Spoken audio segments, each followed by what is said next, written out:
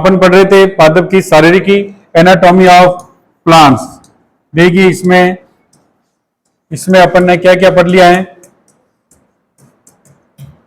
यानी पादपों के विभिन्न भागों की आंतरिक संरचना का अध्ययन जिस विज्ञान की शाखा में किया जाता है उसे शारीरिकी या एनाटॉमी कहते हैं। इससे पहले अपने मूल के बारे में बेटा, मूल, तना, पत्ती आदि की बाह्य संरचना के बारे में पढ़ा है, वो पादप की आकारिकी में पढ़ा है। अब अपन शुरू करते हैं पादप की शारीरिकी। तो सबसे पहले बेटा पादप की शारीरिकी में आंतरिक शारीरिकी, आंतरिक शारीरिकी में अपना टॉपिक आता है, शुरू करते हैं ऊतक तंत्र। ऊतक तंत्र, इससे पहले वाले चैप्टर में अपने ऊतक पढ़ लिए बेटा, विभाज्य ऊतक और स्थायी ऊतक। विभाज्य ऊतक क्या, स्थायी ऊतक ये पढ़ लिए। अब नेक्स्ट टॉपिक अपना था ऊतक तंत्र। तो पादप के विभिन्न भागों में, पादप के विभिन्न भागों में जो ऊतक तंत्र है बेटा तीन प्रकार के होते हैं। पहला है बाह्य त्वचीय ऊतक तंत्र,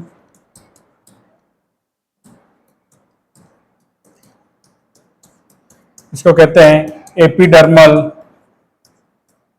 टिश्यू सिस्टम। सेकेंड भरण ऊतक तंत्र, ग्राउंड टिश्यू सिस्टम। और थर्ड है संवहन ऊतक तंत्र।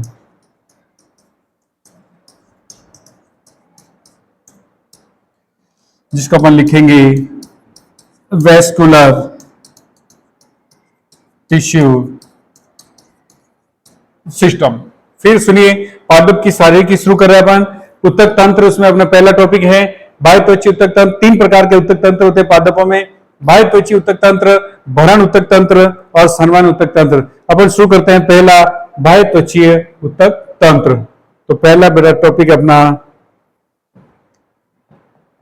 बाह्य त्वचीय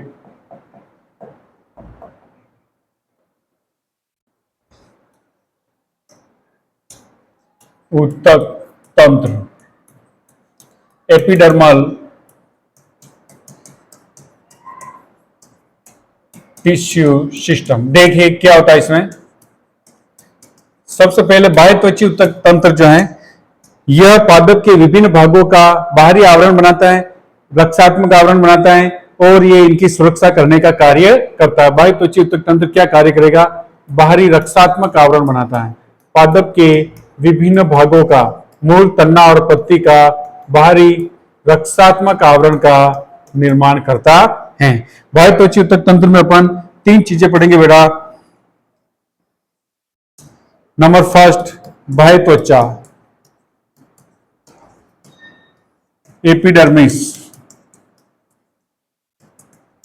नंबर टू रंध्र, स्टोमेटा।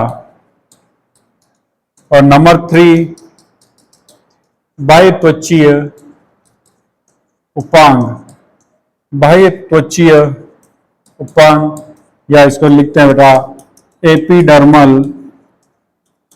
एपेंडिसिस।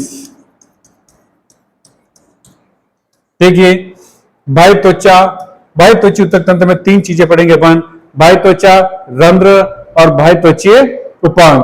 बाह्य त्वचा में क्या पढ़ेंगे बेटा, बाह्य त्वचा में आपको तीन चीजें ध्यान रखनी है। सबसे पहले जो बाह्य त्वचीय ऊतक तंत्र का सबसे बाहरी आवरण है और ये एकल परतीय होता है बेटा, एकल परतीय आवरण है। एकल परतीय होती है बाह्य त्वचा, मर्दूतकी कोशिकाओं की बनी होती है, मर्दूतकी कोशिकाओं की बनी।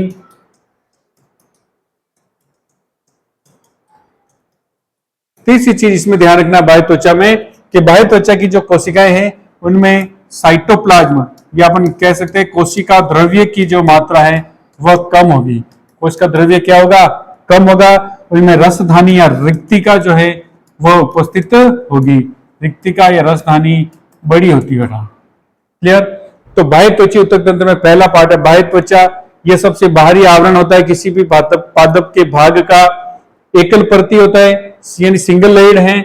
मर्दूतकी कोशिकाओं से बनी हुई कोशिका होगी, इनके मध्य अंतर कोशिका अवकाश नहीं होगा, कोशिका द्रव्य कम मात्रा में और रसधानी बड़ी होगी।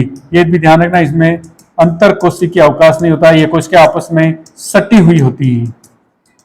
अंतर कोशिकीय अवकाश अनुपस्थित। तो क्लियर बेटा। बाह्य त्वचा, बाह्य त्वचीय उत्तक तंत्र, उत्तक तंत्र के 3 प्रकार है। पहला बाह्य त्वचीय उत्तक तंत्र अपन पढ़ रहे हैं, 3 भागों में इसको बांटा है। सबसे बाहरी पर बाह्य त्वचा है। बाह्य त्वचा में क्या है, इसकी कोशिकाएं जो है एकल परती होती है, ये एक ही परत में इसकी कोशिकाएं व्यवस्थित होती हैं। सारी कोशिकाएं मर्दुतकी होती हैं। कोशिका द्रव्य इनमें कम मात्रा में होता है और रसधानी बड़ी या रिक्तिका इसमें बड़ी पाई जाती है। इस स्तर की जो कोशिकाएं हैं एक दूसरे से सटी हुई होती है, अतः उनमें किसी भी प्रकार का अंतर कोशिका अवकाश नहीं होता है। देखिए बेटा, बाह्य त्वचा की ये कोशिकाएं हैं, इनके मध्य रंध्र होंगे, ये है बाह्य त्वचा। ठीक है, एक ही परती है, एक ही परत में होती है, ये बाह्य त्वचा बेटा। एक परती कोशिकाएं हैं, आपस में सटी हुई होती हैं, इनके मध्य अंतर कोशिका अवकाश नहीं पाया जाता है, मध्यतकी कोशिकाओं की बनी होती हैं। नेक्स्ट अपने टॉपिक है बेटा रंध्र। देखिए, बाह्य त्वचीय उत्तक तंत्र का जो दूसरा संरचना है बेटा वो है रंध्र या स्टोमेटा। रंध्र क्या होता है बेटा, तो बाह्य त्वचा की कोशिकाओं में, बाह्य त्वचा की कोशिकाओं में पाई जाने वाली सूक्ष्म छिद्र रंध्र कहलाते हैं। तो आप लिखेंगे बाह्य त्वचीय कोशिकाओं, बाह्य त्वचीय कोशिकाओं के मध्य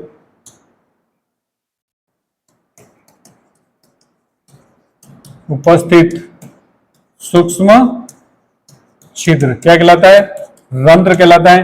रंध्र का कार्य क्या बेटा, एक चीज में और ध्यान रखना है, रंध्र केवल पत्ती व तन्ने में ही पाया जाता है। पादप के कौन कौन से भाग में रंध्र पाए जाते हैं, पत्तियों में और तन्ने में उपस्थित, मूल में अनुपस्थित, ये ध्यान रखना है। रंध्र जो है मूल रूट में अनुपस्थित होते हैं, पत्तियों में रंध्र नहीं पाए जाते हैं। नेक्स्ट ध्यान रखना है, इसकी संरचना क्या है बेटा, इसकी संरचना, रंध्रों की संरचना की बात करें, रंध्र की संरचना या स्ट्रक्चर, रंध्र की संरचना या स्ट्रक्चर की बात करें बेटा, तो इसमें 2 विशिष्ट प्रकार की कोशिकाएं होती हैं। एक द्विबीजपत्री के रंध्र में बना रहा हूं, इन कोशिकाओं में हरित लवक भी होता है। इन कोशिकाओं को कहते हैं बेटा द्वार कोशिकाएं। ये द्वार कोशिका है, प्रत्येक रंध्र में 2 द्वार कोशिकाएं होती हैं और ये है रंध्रीय छिद्र। द्वार कोशिका और रंध्रीय छिद्र होता है। तब देखिए, द्वार कोशिकाओं के चारों ओर भोजन संचयन, आकार और आमाप में विशिष्टता प्राप्त की हुई कोशिकाएं होती हैं, इन्हें कहते हैं बेटा सहायक कोशिकाएं। ये कौन सी कोशिकाएं हैं, सहायक कोशिकाएं। तो रंध्र की संरचना में 2 प्रकार की कोशिकाएं हैं, एक द्वार कोशिका जिनमें हरित लवक पाया जाता है और ये बड़ी होती है।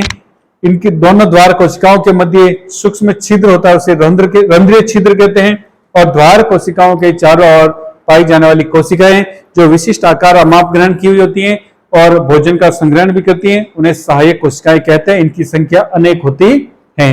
देखिए, द्वार कोशिकाएं जो बेटा, इनमें हरित लवक उपस्थित होता है, हरित लवक उपस्थित, अतः ये प्रकाश संश्लेषण का कार्य भी करती है।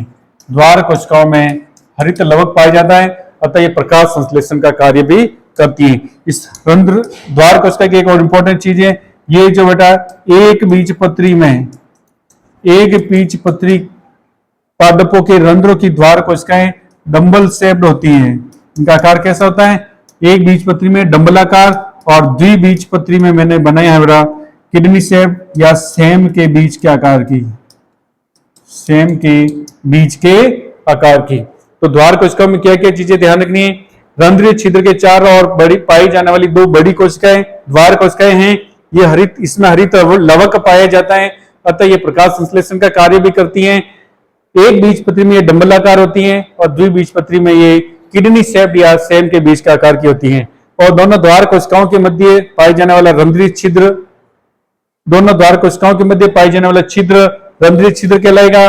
सहायक कोशिकाएं जो हैं द्वार कोशिकाओं के चारों ओर पाई जाने वाली अनेक कोशिकाएं जो विशिष्ट आकार और माप और भोजन संग्रहण के लिए रूपांतरित होती है। नेक्स्ट बेटा, रंध्र में क्या आपको याद रखना है, रंध्र द्वार कोशिकाएं जो हैं, द्वार कोशिकाओं की, यहां लिखता हूं मैं, द्वार कोशिकाओं जो भित्ति हैं,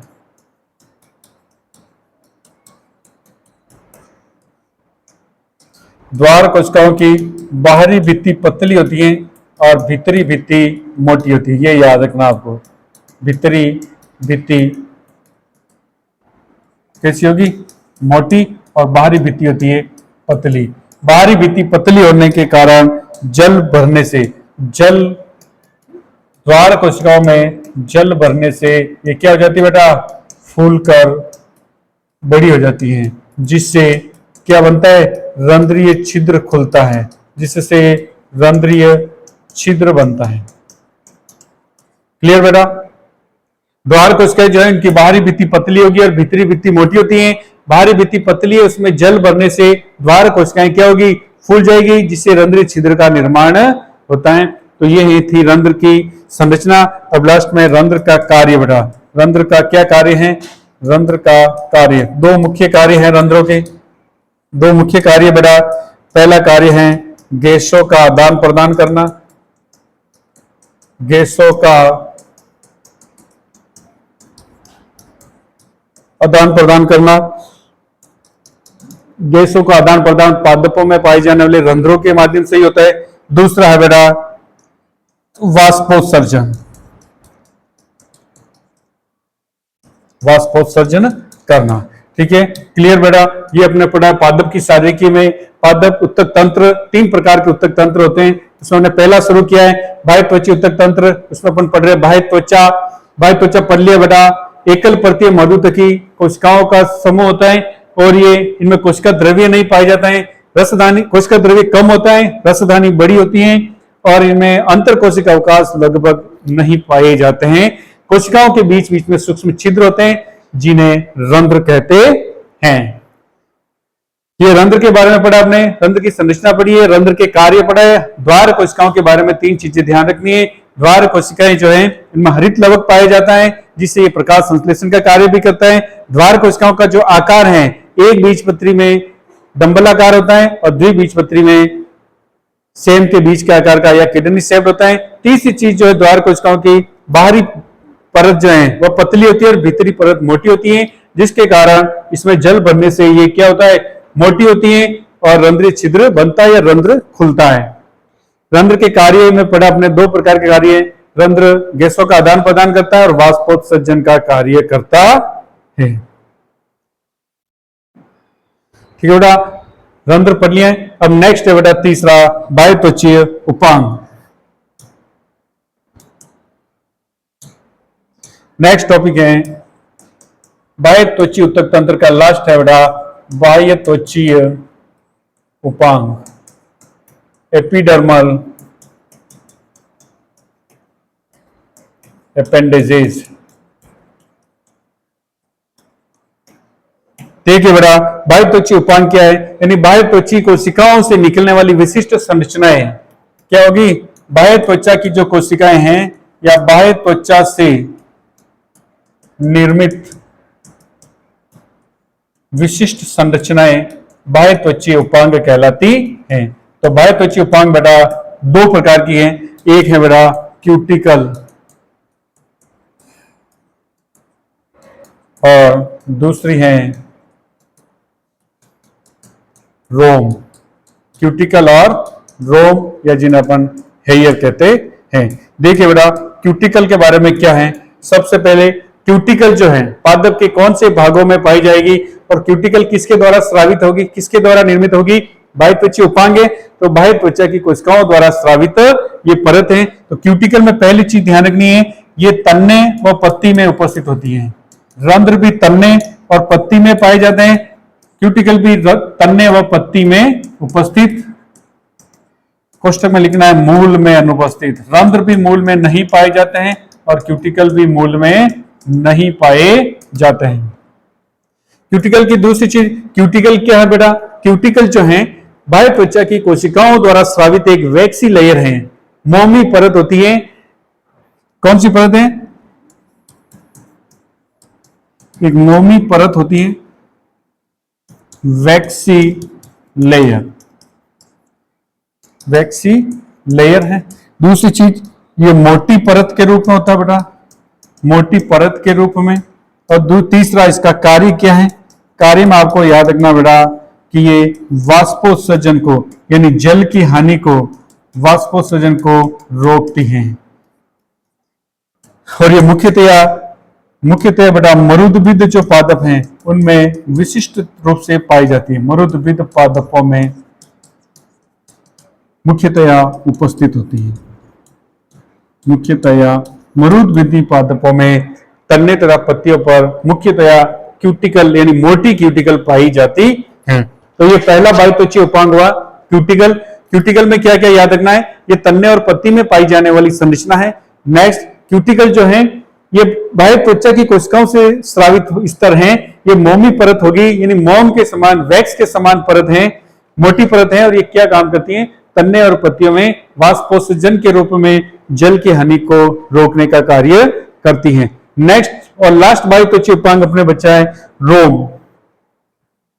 तो देखिए बड़ा लास्ट है रोम, हेयर। तो बाह्यत्वचीय उपांग रोम, बाह्यत्वचा से निकलने वाली संरचना है बेटा। रोम दो प्रकार के होते हैं बेटा, एक कोशिकीय रोम और दूसरा बहुकोशिकीय रोम। बाह्यत्वचीय ऊतक तंत्र में पाए जाने वाले रोम बेटा एक कोशिकीय और बहुकोशिकीय दो प्रकार के रोम होते हैं। Unicellular hairs and multicellular hairs. देखिए बेटा क्या होता है, नाम से ही पता है, नाम से ही पता चल रहा है कि ये एक कोशिकीय रोम है, यानी एक कोशिकीय है, ये अनेक कोशिकाओं से मिलकर बने रोम है। एक कोशिकीय रोम बेटा याद रखना है आपको, ये मूल में पाए जाते हैं। ये किन में पाए जाते हैं, मूल में उपस्थित। ये बेटा बहुकोशिकीय रोम जो है ये तन्ने में पाए जाते हैं। तो तन्ने की बाह्य त्वचा से निकलने वाले रोम कौन किस प्रकार के होंगे, बाह्य त्वचीय रोम। इन मूल रोम को बेटा क्या कहते हैं, मूल में उपस्थित रोम को कहते हैं मूल रोम। रूट हेयर्स, रूट हेयर इन्हें कहते हैं बेटा तन्ना रोम, ट्राइकोम।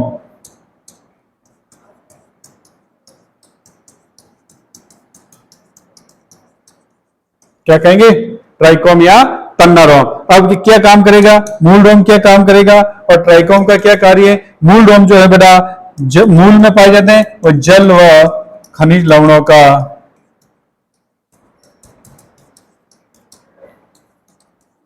अवशोषण का कार्य करते हैं। ये जो है बेटा तन्ना रोम जो है कठोर या नरम हो सकते हैं। ये बेटा वाष्पोत्सर्जन को कम करते हैं, वाष्पोत्सर्जन को कम करते हैं और पादप को यांत्रिक सहारा भी प्रदान करते हैं। तो ये अपना हो गया रोम। लास्ट बाह्यत्वचीय ऊतक तंत्र का भाग तो अपने बेटा पढ़ लिया है। बाह्यत्वचीय ऊतक तंत्र पादप की सारिकी में ऊतक तंत्र जो है तीन प्रकार के हैं, बाह्यत्वचीय ऊतक तंत्र, भरण ऊतक तंत्र और संवहन ऊतक तंत्र। उसमें अपने पहला जो टॉपिक है बाह्यत्वचीय ऊतक तंत्र ये बेटा पूरा कर लिया है। क्लियर। नेक्स्ट अपना आएगा बेटा, नेक्स्ट जो है नेक्स्ट पढ़ेंगे अपन बेटा भरण ऊतक तंत्र, भरण ऊतक तंत्र, ग्राउंड टिश्यू सिस्टम। देखिए भरण ऊतक तंत्र पढ़ेंगे। भरण ऊतक तंत्र, भरण ऊतक तंत्र देखिए पहले इससे पहले अपना पढ़ा है, इससे पहले अपने पढ़ लिया बेटा बाह्यत्वचीय ऊतक तंत्र। अब है भरण ऊतक तंत्र। भरण ऊतक तंत्र में क्या क्या आएगा बेटा, ये जो ऊतक तंत्र है दूसरा ऊतक तंत्र है, पादप भागों का दूसरा ऊतक तंत्र है। ये किन किन का बना होगा, भरण ऊतक तंत्र जो बेटा ये सरल स्थायी ऊतकों से बना होता है। भरण ऊतक का निर्माण सरल स्थायी ऊतकों से निर्मित। स्थायी ऊतक अपने पढ़े बेटा, सरल स्थायी ऊतक और जटिल स्थायी ऊतक। सरल स्थायी ऊतक कौन कौन से थे, तो पहला था बेटा मृदुतक, पैरेन्काइमा, दूसरा स्थूल कोणोत्तक, कोलेनकाइमा, और तीसरा है दृढ़ोतक या इसे कहते हैं स्क्लेरेनकाइमा। तो बेटा भरण उत्तक तंत्र या ग्राउंड टिश्यू सिस्टम जो है सभी प्रकार के सरल उत्तकों से मिलकर बना होता है। 3 प्रकार के सरल उत्तक हैं, स्थूल कोणोत्तक, मृदुतक और दृढ़ोतक। अब देखिए भरण उत्तक में क्या क्या चीज आएगी बेटा। भरण उत्तक जो है ये कहां पाया जाता है? पहली चीज बाह्य त्वचा के नीचे, बाह्य त्वचा के ठीक नीचे उपस्थित भरण उत्तक तंत्र होता है, ठीक नीचे स्थित। भरण उत्तक तंत्र जो बेटा, पत्तियों की बात करें अपन, पत्ती की बात करें तो पत्ती में क्या होता है? पत्ती की संरचना मूल और जो तन्ना है उससे कुछ डिफरेंट होती है बेटा। पत्ती में क्या होता है कि जो बाह्य त्वचा है, पत्ती में क्या होगा, अपने जो बनाया था बेटा बाह्य त्वची उत्तक तंत्र, बाह्य त्वची उत्तक तंत्र। तो पत्ती में क्या है, पत्ती में क्या होता है? ये क्यूटिकल है, ये क्यूटिकल है और ये रंध्र है। तो बाह्य त्वची उत्तक तंत्र के नीचे, पत्तियों में, सिर्फ पत्तियों की बात कर रहा हूं, तो पत्तियों में बाह्य त्वची उत्तक तंत्र के नीचे मर्दूतकी कोशिकाओं में हरित लवक पाया जाता है और सभी वो पूरा हरित लवक युक्त मर्दूतकी कोशिकाएं पर्ण मध्योतक कहलाता है। यानी कि वलकुट वाला भाग जो है पत्तियों में वो पूरा क्या कहलाता है? पर्ण मध्योतक, पर्ण मध्योतक, या इसको कहते हैं बेटा मीजोफिल, मीजोफिल। तो समझ में आया क्या होता है मीजोफिल? पत्तियों के बाह्य त्वचा के नीचे उपस्थित मर्दूतकी कोशिकाओं में हरित लवक पाया जाता है या हरित लवक युक्त कोशिकाएं होती हैं। इन हरित लवक युक्त कोशिकाओं का जो स्तर है बेटा, उस स्तर को कहेंगे पर्ण मध्योतक। ये जो है बेटा ये कहलाएगा मीजोफिल, मीजोफिल, इनको कहेंगे मीजोफिल। क्लियर? अब अपन बात करेंगे तन्ने और मूल की। तन्ने और मूल में जो भरण उत्तक है बेटा वो 3 स्तर होते हैं उसके। बाह्य त्वचा के जस्ट नीचे होता है हाइपोडर्मिस, जिसे अधस त्वचा कहते हैं। हाइपोडर्मिस के नीचे वलकुट होगा और वलकुट के नीचे अंतस त्वचा या एंडोडर्मिस होगी। तो अपन तन्ने और पत्ती की बात करें, तन्ने और जड़ की बात करें, तन्ना, स्टेम और मूल, रूट। देखिए बेटा इनमें क्या होता है, इनमें जो भरण उत्तक है, किसकी बात कर रहे हैं? भरण उत्तक। पहला पार्ट होता है बाह्य त्वचा के जस्ट नीचे होती है बेटा हाइपोडर्मिस, हाइपोडर्मिस या इसको कहते हैं अधस त्वचा। अधस त्वचा जो है बेटा तन्ने में उपस्थित होती है। हाइपोडर्मिस तन्ने में पाई जाती हैं। तन्ने में भी अपन आगे पढ़ेंगे एक बीजपत्री तन्ना और द्विबीजपत्री तन्ना। द्विबीजपत्री तन्ने में जो हाइपोडर्मिस होती है वह कोलेनकाइमा की बनी होती है और एक बीजपत्री में स्क्लेरेनकाइमा की बनी होती है। तो तन्ने में हाइपोडर्मिस पाई जाती है जो किसकी बनी होती है बेटा? तो यह लिख लेता हूं मैं शॉर्ट में, या तो कोलेनकाइमा यानी स्थूल कोणोत्तक की, ये किस में होती है बेटा? द्विबीजपत्री तन्ने में, द्विबीजपत्री तन्ने में। और दूसरी बेटा स्क्लेरेनकाइमेटस, स्क्लेरेनकाइमा की बनी है, ये होती है बेटा एक बीजपत्री तन्ने में। जो अधस त्वचा है वह स्क्लेरेनकाइमेटस होती है। द्विबीजपत्री तन्ने में हाइपोडर्मिस कोलेनकाइमा की बनी होती है जो लचकता प्रदान करती है। और मूल में हाइपोडर्मिस एब्सेंट होता है। मूल में हाइपोडर्मिस या इसको अधस त्वचा बिल्कुल नहीं पाई जाती है, एब्सेंट होती है। दूसरा बेटा इस तरह आता है भरण उत्तक तंत्र का वलकुट, इसको लिखते हैं कॉर्टेक्स। तो कॉर्टेक्स की बात करें तो तन्ने में जो कॉर्टेक्स है बेटा, तन्ने और पत्तियों में, तन्ने और मूल में कॉर्टेक्स लगभग समान होता है बेटा।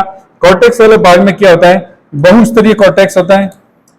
वलकुट जो है इस स्तर में अनेक स्तर में कोशिकाएं होती है तो बहुस्तरीय होता है। मर्दूतकी कोशिकाओं का बना होता है, ये मर्दूतकी कोशिकाओं से निर्मित। तीसरा बेटा इसमें इन कोशिकाओं में या इस स्तर में अंतर कोशिक अवकाश पाए जाते हैं। अंतर कोशिक अवकाश उपस्थित होते हैं और लास्ट है बेटा इसमें भोजन का संग्रहण होता है, स्टार्च के रूप में भोजन का संग्रहण करते हैं। तो मैंने तन्ने की बात की है, तन्ने का जो वलकुट है बहुस्तरीय मर्दूतकी कोशिकाओं का बना होता है, इनमें अंतरकोशिक अवकाश होते हैं और भोजन का संग्रहण करता है। ये अपन डायग्राम में आगे पढ़ेंगे, तन्ने पत्ती और मूल की संरचना में एक बीजपत्री तन्ना, द्विबीजपत्री तन्ना और लाइट। हाँ बड़ा, तो तन्ने में वलकुट जो है बहुस्तरीय मर्दूतकी कोशिकाओं का बना भोजन संग्रहण अंतरकोशीय अवकाश पाए जाते हैं। मूल की बात करें तो मूल में भी मूल का वलकुट जो तन्ने का वलकुट है बेशक वैसे सेम स्थिति होती है बेटा, इसमें मूल के वलकुट में भी बहुस्तरीय मर्दूतकी कोशिकाओं का बना होता है, इसमें भी अंतरकोशिक अवकाश होते हैं और इस मूल के वलकुट की कोशिकाओं में भी भोजन का संग्रहण होता है। नेक्स्ट जो है बेटा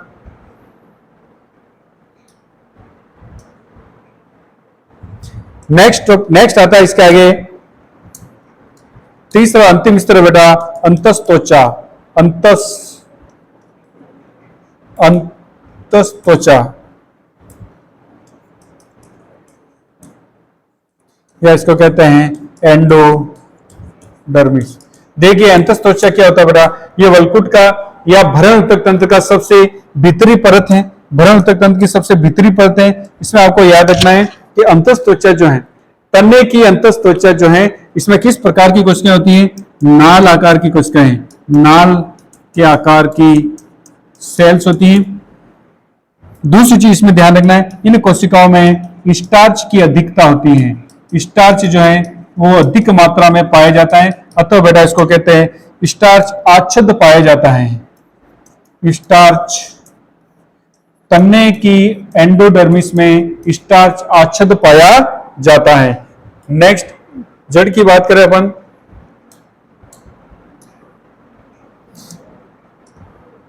मूल की बात करें बेटा तो मूल की जो एंडोडर्मिस है, मूल की एंडोडर्मिस जो है डंबलाकार कोशिकाओं का स्तर होता है,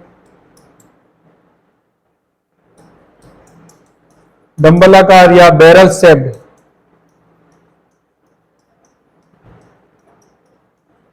दूसरी इसमें इंपॉर्टेंट चीज है, इसमें बेटा केस्पेरियन की पट्टिकाएं पाई जाती हैं, मूल में केस्पेरियन की पट्टिकाएं, केस्पेरियन पट्टिकाएं उपस्थित। देखिए केस्पेरियन पट्टिका क्या होती है बेटा, केस्पेरियन पट्टिका किसकी विशेषता है, मूल में केस्पेरियन प्लेट्स, ये क्या होती है बेटा, इसमें लिग्निन और मुख्यतया सुबेरिन, मुख्यतया कौन सा पदार्थ होता है, सुबेरिन का जमा होता है। ये सुबेरिन जो है ये जल के प्रति अपारगम्य होता है, यानी जो केस्पेरियन पट्टिका ये बनती है ये बेटा जल के प्रति अपारगम्य होती है, जल के प्रति कैसी होती है लेयर, ये अपारगम्य। ये सुबेरिन जल के प्रति अपारगम्य होता है, जल अपारगम्य लेयर होती है। तो ये अपने पढ़ लिया बेटा दूसरा ऊतक तंत्र, भरण ऊतक तंत्र। तीन स्तर है बेटा, हाइपोडर्मिस, वलकुट और एंडोडर्मिस। हाइपोडर्मिस तन्ने में उपस्थित होता है, मूल में उपस्थित नहीं होता है, और तन्ने में भी द्विबीजपत्री में कोलेन काइमा का बना होता है और एक बीजपत्री में स्क्लेरन काइमा का बना हाइपोडर्मिस स्तर होता है। वलकुट की बात की, मूल और तन्ने में सेम होता है, मूल और तन्ने दोनों में बेटा बहुस्तरीय वलकुट होता है, मर्दूतकी कोशिकाओं का बना होता है, इनमें अंतरकोशिक, इन कोशिकाओं के मध्य अवकाश होता है, स्पेस होता है, अंतरकोशिक अवकाश होता है और भोजन का संग्रहण करने का ये कार्य करता है। तीसरा जो स्तर है अंतस्त्वचा एंडोडर्मिस जो है भरण ऊतक तंत्र का सबसे भीतरी स्तर है। तन्ने में ये नाल के आकार की कोशिकाओं की एक लेयर होती है और इन कोशिकाओं में स्टार्च की अधिकता होती है, अतः इसे स्टार्च आच्छद या स्टार्च शीट भी कहते हैं।